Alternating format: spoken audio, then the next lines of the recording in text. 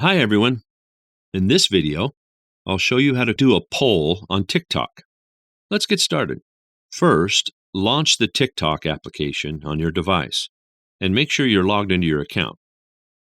Once you're in, tap on the plus icon at the bottom of the screen to begin creating your video.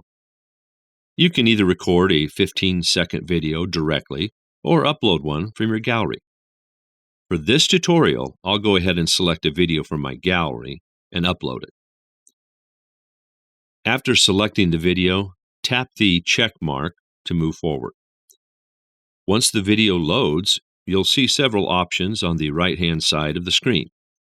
Tap on the sticker icon to open up additional features like emojis, GIFs, and more. Now, while scrolling through the sticker options, you may notice that there isn't a direct option to add a poll.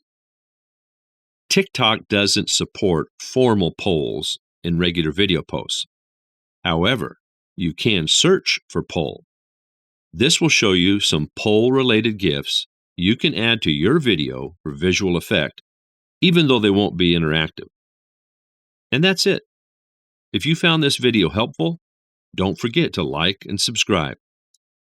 Thanks for watching, and I'll see you in the next video.